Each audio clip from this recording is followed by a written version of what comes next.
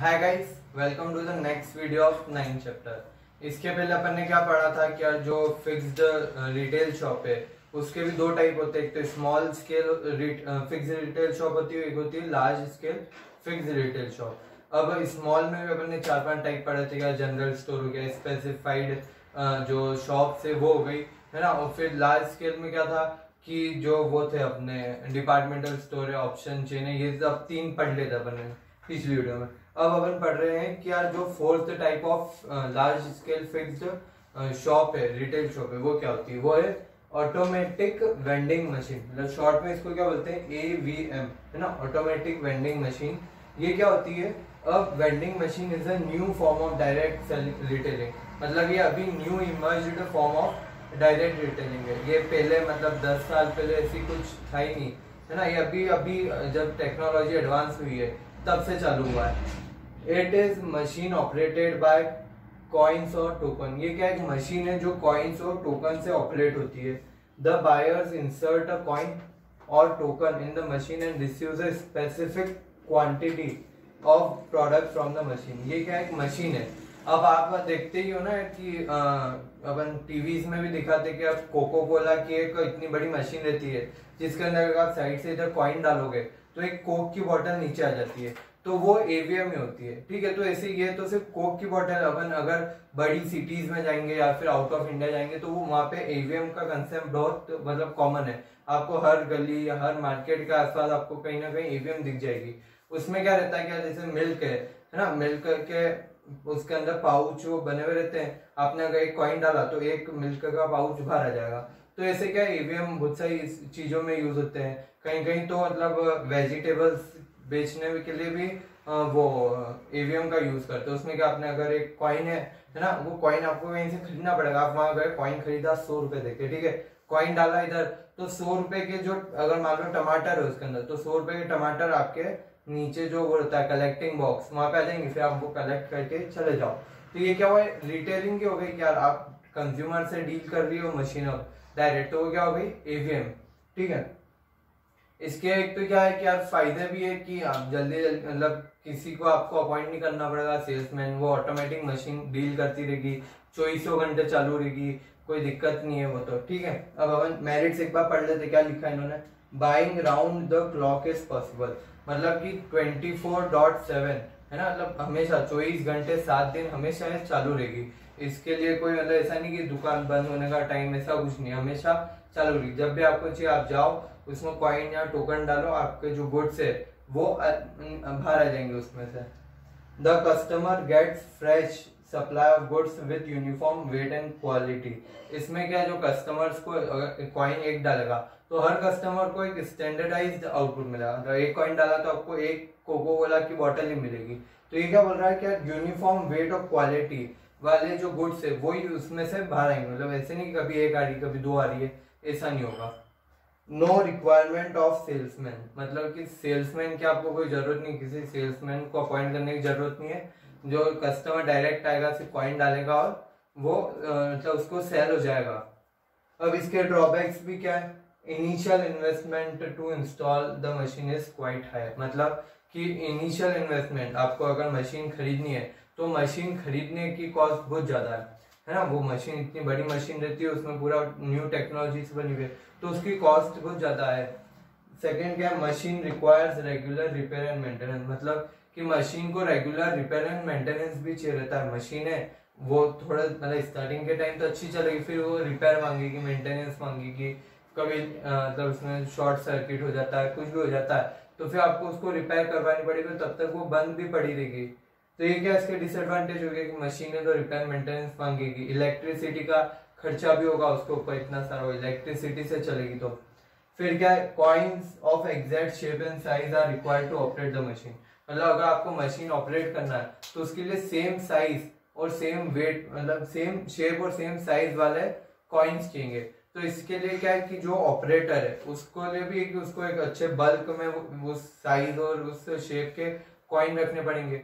और एक और क्या डिसएडवांटेज आ जाता है कि अगर कोई दूसरा व्यक्ति है ना सेम टू सेम वो कॉइन बना लेता है, कहीं से डुप्लीकेट कॉइन्स ले आता है वैसे के वैसे ही, सेम साइज और सेम शेप के, और वो उसमें डाल देगा, तो मशीन को ये पता नहीं चलता कि यार ये नकली कॉइन है। उसके लिए क्या है, उसके लिए तो सेम शेप और सेम साइज का कॉइन आया है, मतलब उसको एक प्रोडक्ट बाहर देना है, तो उसके लिए क्या कोई अगर कंज्यूमर उसका वो भी ले सकता है कि नकली कॉइन डाल के प्रोडक्ट ले जाए, तो ऐसा भी हो सकता है। ये क्या पढ़ा अपन ने कि ईवीएम क्या था, फिर ईवीएम के एडवांटेज क्या थे, उसके डिसएडवांटेज मतलब मेरिट्स डीमेरिट्स क्या थे, और अपना जो टॉपिक था क्या था, टाइप्स ऑफ रिटेलर्स, वो यहाँ पे खत्म होता है ना। टाइप्स ऑफ रिटेलर्स में अपन ने दो पढ़ा था, एक तो वो था इनिटिरेंट्स, मतलब जिनके पास कोई शॉप्स नहीं थी, वो घूमते रहते हैं, गली गली में जाते हैं अपना सामान बेचने के लिए, ठीक है। फिर एक था फिक्स्ड शॉप रिटेलर्स, मतलब उनकी कोई फिक्स्ड शॉप है, वो वहां पे ही अपना बिजनेस चलाते हैं। उसमें भी अब दो थे, एक तो स्मॉल स्केल हो गया, एक लार्ज स्केल हो गया। स्मॉल स्केल में क्या है कि यार आपके जो शॉप है बहुत छोटी है, कम इन्वेस्टमेंट में आपने बिजनेस चालू करा है, और लार्ज स्केल में क्या आपने अच्छा बड़ा इन्वेस्टमेंट करके एक बड़ी शॉप, बड़ा शोरूम खरीद के बिजनेस चालू करा है, ठीक है। अब फिर लार्ज स्केल में भी अपन ने तीन तो पिछली वीडियो में पढ़ी लेते, लास्ट वाला क्या था ईवीएम, वो अपन ने यहाँ पे पढ़ लिया। अब अपन आते हैं कि अब जीएसटी जो टैक्स रिफॉर्म है इंडिया का, अभी इमर्जिंग जो अभी नया नया टैक्स कौन सा आया, जीएसटी। अभी आपको पता ही होगा कि यार अभी अभी मोदी जी लाए थे 2017 में, उसके बाद उसके लिए बहुत वो भी हुए थे, प्रोटेस्ट हुए थे कि यार नहीं होना चाहिए जीएसटी, बहुत उसके मतलब अच्छा नहीं है। ऐसे बहुत सारे जो अपोजिशन पार्टी उन्होंने ये भी वो करे थे, नारेबाजी करी थी, बाजार भी बंद करवाए थे, ये सब काम करवाया था। तो अपन पढ़ते क्या है, क्या जीएसटी क्या मतलब क्यों लाए और क्या करता है, इसके एडवांटेज क्या है, ये सब अपन पढ़ेंगे। क्या है goods and service tax, GST का फुल फॉर्म क्या है, गुड्स एंड सर्विस टैक्स, और ये कौन से एक्ट में है, goods and service tax act 2017 act है जीएसटी का, ठीक है। इफेक्टिव फ्रॉम 1 जुलाई 2017, ये कब से इफेक्टिव है, मतलब कब से पूरे इंडिया पे जीएसटी लगना चालू हो गया है, 1 जुलाई 2017, सॉरी, ठीक है। अब इसके क्या क्या मेन कैरेक्टरिस्टिक्स है, one nation one tax, main objective क्या था कि यार जीएसटी लाने का ऑब्जेक्टिव क्या था, वन नेशन वन टैक्स, मतलब एक नेशन है तो एक ही टैक्स होना चाहिए, जो इनडायरेक्ट टैक्स होता है ना वो एक ही होना चाहिए। ये क्या है, क्या पहले क्या होते थे कि बहुत सारे टैक्स थे, वैट होता है, आपने वैट नाम सुना होगा कि वैट टैक्स था, फिर एक्साइज ड्यूटी थी, फिर सेंट्रल सर्विस टैक्स था, फिर ऑक्ट्रॉय करके होता था, फिर गिफ्ट टैक्स था, एंटरटेनमेंट टैक्स था, और एंट्री टैक्स था। अगर आप किसी स्टेट के अंदर एंट्री लेते हो, मान लो आप अगर राजस्थान के हो तो आपने कुछ सामान मध्य प्रदेश में भेजा, तो बॉर्डर पे मध्य प्रदेश और राजस्थान की बॉर्डर पे आपको एंट्री टैक्स भी देना पड़ता था। तो ये इतने सारे टैक्स जो थे ना, क्या फिर अब क्या हुआ कि जो प्रोड्यूसर था, जो मैन्युफैक्चरर था, जो ट्रेडर थे, उनके ऊपर बहुत लोड आ गया कि यार हमको ये टैक्स भी भरना, ये टैक्स भी भरना, वो टैक्स भी भरना, इतने सारे टैक्स भरना, और फिर सबके रिटर्न भरो, सबका ध्यान भी रखो कि ये टैक्स ये बोलता है, ये टैक्स ये बोलता है ना, मतलब इस टैक्स में ये नहीं करना चाहिए, इस टैक्स में ये करना चाहिए, तो बहुत कॉम्प्लिकेटेड हो गया था सबके लिए। तो क्या हुआ, गवर्नमेंट ने क्या बोला कि ठीक है चलो इन सबको, ये जो इतने सारे टैक्स है, इन सबको अपन मिला के एक नया टैक्स बनाते हैं, उसका क्या नाम है जीएसटी, मतलब गुड्स एंड सर्विस टैक्स। अब इसमें क्या हो, गुड्स मतलब जो पहले गुड्स पे कौन सा एक्ट लगता था, वैट, वैल्यू एडेड टैक्स वाला एक्ट इस पे लगता था, सर्विसेज पे लगता था सेंट्रल सर्विस टैक्स, है ना। तो अब पहले गुड्स पे अलग एक्ट था, सर्विस पे अलग एक्ट था, तो अब क्या करा गवर्नमेंट ने बोला कि ठीक है अब इतने जो भी छोटे मोटे टैक्स है ना इनको हटाओ, इनको आप छोड़ दो, अब अपन एक नया एक्ट लाते हैं, नया टैक्स लाते हैं जो गुड्स और सर्विस दोनों पे लग जाएगा, और एक ही टैक्स रहेगा पूरे मतलब नेशन वाइड, है ना। और एक और क्या दिक्कत थी पहले कि जो वैट था ना, वैट हर स्टेट वाइज रहता था। मान लो एमपी गवर्नमेंट है, उन्होंने अपने वैट का रेट अलग रख रखा है, राजस्थान गवर्नमेंट ने वैट का रेट अलग रखा है, गुजरात में अलग है, महाराष्ट्र अलग है। तो उससे क्या कंज्यूमर को बहुत दिक्कत आती थी कि कहीं टैक्स ज्यादा भरना पड़ रहा है, कहीं कम टैक्स भरना पड़ रहा है। तो ये बहुत दिक्कत थी कि हर स्टेट का आपको अलग अलग एक्ट समझना पड़ रहा था। तो इसलिए गवर्नमेंट ने कहा कि अब एक काम करते हैं कि जो ट्रेडिंग है अच्छी आराम से हो, कोई कंफ्यूजन नहीं हो ट्रेडर के माइंड में, तो अपन क्या करते हैं वन नेशन वन टैक्स वाला वो लाते कि एक नेशन है, एक मतलब एक कंट्री है, तो पूरे कंट्री वाइड में एक ही टाइप का टैक्स होना चाहिए, अलग अलग फिर डिफरेंशिएट नहीं होने चाहिए। सेकंड क्या, चार्ज ऑन सप्लाई, मतलब ये सप्लाई पे चार्ज होता है। सप्लाई मतलब क्या, मैंने किसी को माल बेचा है ना, तो वो क्या होगी सप्लाई, मतलब मेरे पास से उसके पास से गुड्स गया, सप्लाई हो गई, या फिर उसने मेरे को माल बेचा तो वो भी एक सप्लाई, उसके लिए सप्लाई है। तो ये क्या बोल रहे, जीएसटी कब लगता है, जब गुड्स सप्लाई या सर्विस सप्लाई होती है ना, तब आपको जीएसटी लगाना पड़ता है। अब अपन अगर इनकम टैक्स को देखें तो इनकम टैक्स कब लगता है, कि जब साल का एंड हो गया, पूरा साल हो गया, आपने साल भर बहुत मेहनत करी और कमाई करी, ठीक है, वो कमाई आपने जो करी है, आपको क्या करना है कि वो कमाई के कुछ परसेंट मतलब 30% आपको गवर्नमेंट को देना है। तो ये क्या हो गया इनकम टैक्स। वो कब लगता है कि आपका साल खत्म हो गया, उसके बाद आप इनकम निकालो, फिर इनकम का 30% गवर्नमेंट को दे दो। पर ये कब लगता है जीएसटी, ये तो बोलता है जब सप्लाई हो रहा है। हाँ, तो जब आपने किसी को माल बेचा उसी टाइम आप उसके अंदर 18% 12% जो भी आपका ऊपर टैक्स रेट एप्लीकेबल है इतना टैक्स लगा के, तो उसके बाद ही बेचो, मतलब सप्लाई के ऊपर टैक्स लग जाता है। बिगेस्ट टैक्स रिफॉर्म, मतलब जो जीएसटी है ये बिगेस्ट टैक्स रिफॉर्म, मतलब कि कुछ नया है ना, फॉर्म रिफॉर्म मतलब कुछ नया बनाया है। तो ये बिगेस्ट टैक्स रिफॉर्म है इंडिया के लिए, क्या एक इतना बड़ा एक्ट, इतना अच्छा एक्ट गवर्नमेंट लाई है। मिक्सचर ऑफ इनडायरेक्ट टैक्सेस, इसमें बहुत सारे इनडायरेक्ट टैक्सेस जो थे, मैंने आपको नाम पहले बता दिए, वैट हो गया, सीएसटी मतलब सेंट्रल सर्विस टैक्स हो गया, एक्साइज ड्यूटी हो गई, ऑक्ट्रॉय हो गई, एंटरटेनमेंट टैक्स हो गया, गिफ्ट टैक्स हो गया, एंट्री टैक्स हो गया, ये सब जितने भी थे ना, ये सब मर्ज होके इसके अंदर आ गए जीएसटी के अंदर। मतलब अब ये छोटे मोटे टैक्स नहीं लगते, अब सिर्फ जीएसटी लगता है। Remove cascading effect. Cascading effect क्या होता है, क्या पहले क्या होता था कि मान लो 100 रुपए का कोई गुड्स है, ठीक है, तो मैन्युफैक्चरर ने 100 रुपए का बनाया, उस तो एक्साइज ड्यूटी कब लगता था कि मैन्युफैक्चरर के यहाँ से जब गुड्स निकलेगा, जस्ट उसके गेट से बाहर निकला, तभी आपको एक्साइज ड्यूटी लग जाती थी। तो मान लो 100 रुपए का उसने गुड्स बनाया, तो यहाँ पे जस्ट निकला, उसको 10% एक्साइज ड्यूटी पे करनी पड़ेगी, तो गुड्स की कॉस्ट कितनी हो गई 110, है ना। फिर थोड़ा थोड़ा थोड़ा आगे गया तो मार्केट में गया ना, तब मार्केट में जाते से उसके ऊपर क्या लग गया, वेट मतलब वैल्यू एडेड टैक्स लग गया 10%।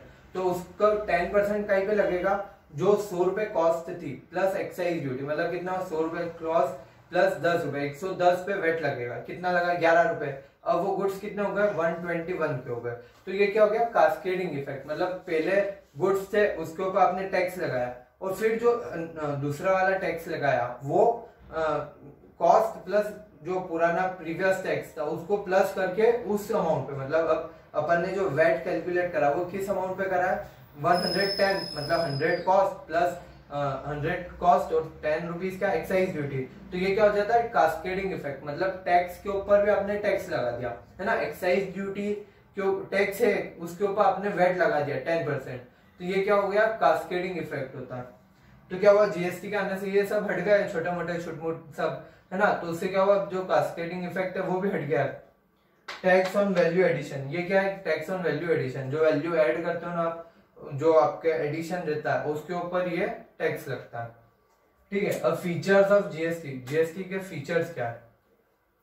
फर्स्ट क्या हुआ एप्लीकेबल टू होल कंट्री, मैंने आपको बोला पूरी कंट्री के ऊपर एप्लीकेबल है, जम्मू एंड कश्मीर को इंक्लूडेड, वरना पहले क्या था जो वैट है सीएसटी है ये सब क्या सिर्फ all over the India excluding, मतलब जम्मू एंड कश्मीर पे नहीं लगता था, excluding Jammu and Kashmir applicability थी।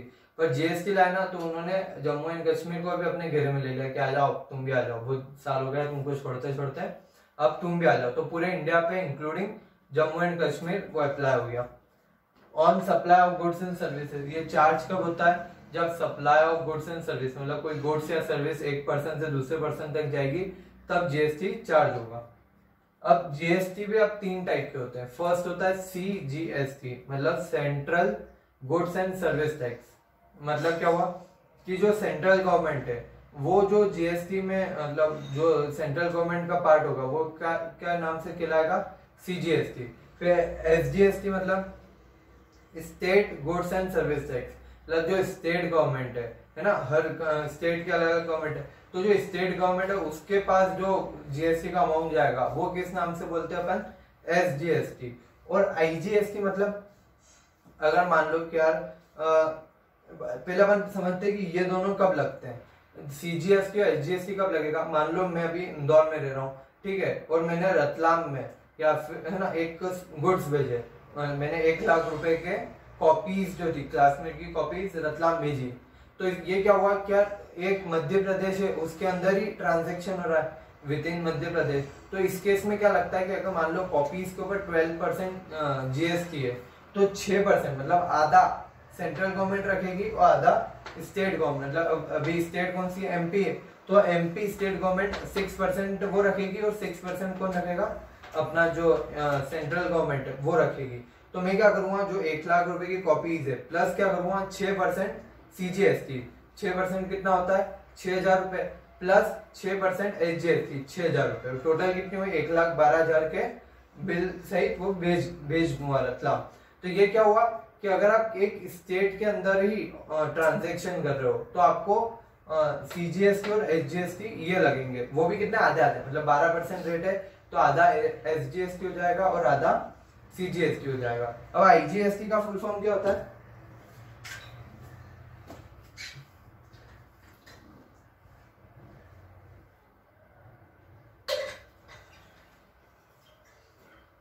हाँ आईजीएसटी का क्या फुल फॉर्म होता है, आईजीएसटी मतलब integrated goods and service tax. ये कब लगता है, ये जब लगेगा कि यार मान लो आपने एमपी है, मतलब अपन इंदौर से अपन ने मुंबई कुछ भेजा है ना, तो स्टेट चेंज हो गया, यहाँ पे क्या था आपका एमपी गवर्नमेंट है, वहां पे कौन सी गवर्नमेंट है, महाराष्ट्र गवर्नमेंट है स्टेट वाली, ठीक है। तो ये क्या हो आपका स्टेट ही चेंज हो गया, तो इस टाइम पे क्या लगता है आईजीएसटी। आप जो गुड्स भेजोगे मतलब 1 लाख के अपन ने यहाँ से भी क्लासमेट की कॉपीज भेजी तो आप क्या लिखोगे 1 लाख कॉस्ट हो गई प्लस 12% आईजीएसटी 12,000 और टोटल 1,12,000 कर दिए। तो ये क्या हो, अगर आप दो स्टेट के बीच में कोई ट्रांजेक्शन करते हो तो आपको क्या लगेगा आईजीएसटी, और एक ही स्टेट के अंदर ही करते हो तो आपको लगेगा आधा सीजीएसटी आधा एसजीएसटी। अब ये स्लैब रेट्स, 4 स्लैब रेट्स बना रखी है गवर्नमेंट ने। फर्स्ट क्या है 5%, जिनकी मतलब बहुत जरूरी है, जिनके ऊपर ज्यादा टैक्स नहीं लगना चाहिए, जैसे क्या खाने की चीजें हो गई जो लोगों को चाहिए ही चाहिए, जैसे सोयाबीन का तेल हो गया या फिर जो कुकिंग ऑयल है, बेकिंग सोडा, आटा, ये सब क्या इसेंशियल है, तो उनके ऊपर गवर्नमेंट ने 0% या 5% इतना कम टैक्स लगाया। जो और मीडियम चीजें है जैसे अपन देखते हैं ना, और क्या मीडियम कॉपीज बुक्स इनके ऊपर 12% है। फिर जो नॉर्मल एवरेज है जैसे इलेक्ट्रिक आइटम्स देखते हैं अपन, उनके ऊपर क्या 18% जीएसटी लगता है। और जो लास्ट है लग्जरी आइटम, बहुत लग्जरी जैसे mobile phone, iPhones, luxury bikes, luxury cars, इनके ऊपर कितना लगता है 28% जीएसटी लगता है। तो गवर्नमेंट ने क्या करा कि जो नेसेसरी उन पे कम टैक्स लगाया और जो कम नेसेसरी उनके ऊपर ज्यादा टैक्स लगाया। और कितने टाइप के रेट्स है, सिर्फ ये 4 टाइप के रेट है ना। ये टोटल है, अगर मान लो आपने एमपी के अंदर ही आप पूरा ट्रांजेक्शन कर रहे हो तो 9% क्या लगेगा एसडीएसटी और 9% सीजीएसटी लगेगा। और अगर आपने आउट ऑफ मध्य प्रदेश कुछ ट्रांजेक्शन कर रहे हो, मतलब मध्य प्रदेश से महाराष्ट्र का कोई कर रहे हो तो आपको 18% आईजीएसटी लग जाएगा टोटली। अब इसके बेनिफिट क्या है, सीजीएसटी एसडीएसटी जीएसटी के नॉर्मल, ठीक है। जीएसटी के बेनिफिट क्या है, reduction in overall tax burden, मतलब क्या पहले इतने सारे टैक्स भरने पड़ते थे तो आपको बहुत सारा बर्डन आ गया था, टैक्स बर्डन। तो इसके आने जीएसटी के आने बाद क्या हुआ कि आपके ऊपर जो भी टैक्स बर्डन था बहुत सारा वो पूरा कम हो गया। सेकंड क्या, नो हिडन टैक्सेस। पहले क्या हिडन टैक्सेस बहुत हो रहे थे, कैसे कि कास्केडिंग इफेक्ट में मैंने बताया था, क्या जो टैक्स का अमाउंट था उसके ऊपर भी आपने टैक्स ले लिया तो क्या एक हिडन टैक्स ही हो गया। तो जो हिडन टैक्सेस थे ना वो सब अब एलिमिनेट हो गया। अब जीएसटी है सिर्फ एक ही वो अप्लाई होता है, उसके अलावा और कुछ नहीं लगता है, ठीक है। फिर customers to have wider choice, मतलब कि अब कस्टमर्स के पास बहुत वाइड चॉइस हो गई। पहले क्या था कि कस्टमर अपनी सिटी अपने स्टेट में से ही परचेज कर पाता था अच्छे से, क्यों, क्योंकि वहां पे वैट लग रहा था, है ना। वैट लग रहा था, सिर्फ एक ही स्टेट था तो आपको वैट लग रहा है। अगर आप दूसरे स्टेट में जाते हो तो वहां का वैट का रेट अलग है, तो उसके बाद मतलब इक्विवेलेंट वो नहीं होती थी चॉइस, क्या मैं वहां से भी परचेज कर लूं, वहां पे रेट अलग है तो उसको कभी ज्यादा पेमेंट भी करना पड़ जाता था वैट का।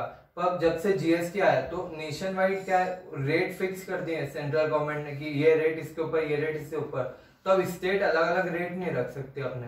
तो इससे क्या फायदा हुआ कि कस्टमर को बिल्कुल बराबर वो मिल गई है कि हर कहीं से भी परचेज करूं मेरे को जीएसटी टैक्स तो इतना ही लगना है। Development of harmonised national market for goods and services. Harmonise मतलब क्या, आप वही मैंने जो अभी समझाया कि यार आप कहीं से भी नेशन वाइड कहीं से भी गुड्स खरीद लो तो आपको उस पे जो जीएसटी का रेट है वो सेम मिलेगा। मान लो आप यहाँ से अगर एक मोबाइल फोन खरीद हो तो उस पर भी 28% जो भी है इतना ही टैक्स लगेगा, और आप मुंबई जाके या फिर कन्याकुमारी जाके कहीं से भी खरीदो इतना परसेंटेज ही जीएसटी इतना ही लगेगा। लो एडमिनिस्ट्रेटिव वर्क मतलब क्या, पहले बहुत सारा वर्क करना पड़ रहा था कि वैट का अलग रिटर्न भरो, वैट के अलग चालान भरो, फिर इसके एक्साइज ड्यूटी का अलग चालान भरो, जो एंट्री टैक्स है उसके अलग चालान भरो, सब टैक्स के अलग अलग इतने चालान बढ़ रहे, तो इतना वर्क हो गया था। तो अब क्या हुआ, जीएसटी आया तो सिर्फ आपको जीएसटी पे ध्यान देना, और सब टैक्स तो हट ही गए, तो आपको अब सिर्फ एक पे ही काम करना है। तो क्या एडमिनिस्ट्रेटिव वर्क जो है, जो मतलब टैक्स से रिलेटेड वर्क था वो पूरा मतलब अब बहुत कम हो गया। तो ये क्या थे एडवांटेज थे जीएसटी के। अब एक और टॉपिक इसमें छोटा सा बचता है कि यार कंपोजिशन ऑफ जीएसटी काउंसिल, कि मतलब जीएसटी काउंसिल जो है उसके अंदर क्या क्या कौन कौन से लोग होते हैं, वो छोटा सा टॉपिक है, अपन वो नेक्स्ट लेक्चर में कवर कर लेंगे। ठीक है, थैंक यू।